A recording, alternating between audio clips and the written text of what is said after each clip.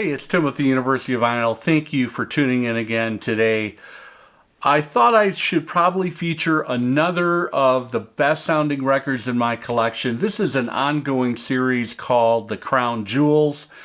This is episode 15, so the 15th album that I've featured, and only the second so far, which is a DMM, a direct metal mastered cut.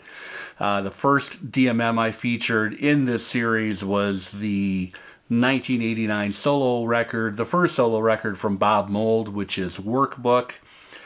I do have a playlist that features all of these episodes. It's called The Crown Jewels, and you can find it on my channel. Okay, so I'm on episode 15. I made a promise to myself this year I would cover 50 of the best sounding records in my collection. That means, rough math, I need to do 35 more videos between now and the end of the year. I'm going to give you a warning. I might do a little bit of cheating and start combining multiple records in a few of these videos. So stay tuned for that. Without further ado, the 15th record that I've featured so far this year, as far as what I think is one of the best sounding records in my collection, according to my setup, according to my room, according to my ears, that is the 1992 R.E.M. masterpiece, Automatic for the People. You can see that this pressing is the 1970... This pressing is the 2017 25th anniversary. This was released in October of 1992. This was cut by Chris Bellman. It is part of the ongoing series, I think they're finished now, of R.E.M. re-releasing remastered versions of all of their records, usually coming out on a significant anniversary. And this was no exception. This is a great sounding pressing.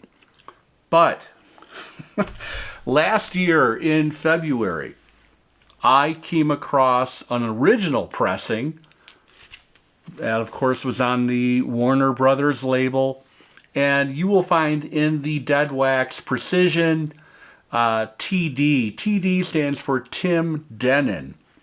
Doing a little bit of research on Tim Denon, he has also cut two really fine sounding records in my collection, and there may have to be an upcoming Mastering Engineer episode featuring Tim Denon.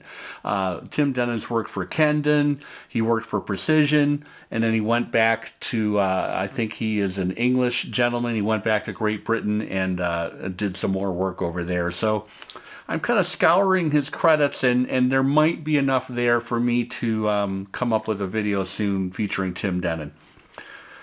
Okay, this record. Personal history for me, in 1992, when this was released, late 92 into 93, this was on frequent play in my car because I was living in Los Angeles, and specifically Redondo Beach, and I was having to drive into work into Beverly Hills, and I was doing that 5 days a week. In LA, what that is called is a lot of windshield time. So if you know LA, you don't have to know LA. Just punch in Redondo Beach to Beverly Hills, factor in LA traffic, and oh man, it's an hour commute. It was back in the 90s. It might be worse these days. This, famously was a record that was very melancholy. There were, kind of themes of depression, even darker things like suicide, mortality, and they brought in John Paul Jones, I think you've heard of that guy, to do some incredible string arrangements. But he added strings to great effect on several of these songs, most notably Everybody Hurts, which is track 4 on side 1. This thing kind of shot R.E.M. into the stratosphere. Drive, Everybody Hurts, Ignore Land, Man on the Moon, Night Swimming. There is a shot of the back cover.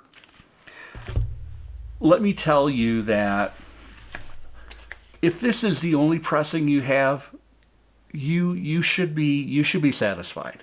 I just happen to be very lucky that this popped up in a local shop, and doing a direct comparison, this thing wins out by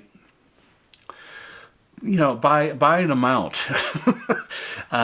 It just has more life to it, more slam, a little more punch. It's not lacking in bottom end and base at all for a DMM cut, which can be a concern with DMM cuts. It is an amazing sounding pressing, and I was shocked before I thought about doing this video today. I decided to go into Discogs because I remember I picked this up in February of last year, and I found this in the bin for $33. And at first I thought, oh, this is a reissue. I already have it. But then I started to look a little more closely. It's like, no, this is an OG. And today I'm going to put this up so you can all see this. But I looked at the recent sales data for this record on Discogs, and it is amazing. I mean, today a copy sold. Here today is September 15th. A copy sold for $277, which is ridiculous. It was a sealed copy. But there are several more copies that have been sold over the last several months in pretty good frequency that are topping over $150. So consider myself lucky. I was in the right place at the right time. But that just goes to show you have to make a steady appearance at your favorite record shop, so you never know what you're going to find. And this was one hell of a find, and an incredible sounding record. A lot of personal history here. Like I said, I had this thing on repeat, and it's definitely a favorite of mine in the R.E.M. catalog amongst many others. Don't ask me to rank R.E.M. records, so I'm not going to do that today. That's it. That is today's Crown Jewels episode featuring album number 15 in the ongoing series, R.E.M.'s Automatic for the People. An amazing record for them. You know, after this they would come out with Monster, and then after that it would be New Adventures in Hi-Fi. Bill Berry was gone after New Adventures in Hi-Fi, and they moved into Up. That is a special album for me as well. It's the first time I saw R.E.M. live, finally, at a pretty cool venue. But that's something for another day. Thanks for watching, everybody. Thanks for tuning in again today. Hope to be back pretty soon. I do have something coming up soon that we've been trying to schedule, so hopefully we'll get to that soon. In the meantime, please like and subscribe if you like the content. It helps me out with the YouTube algorithm, which is always a mystery. Take care.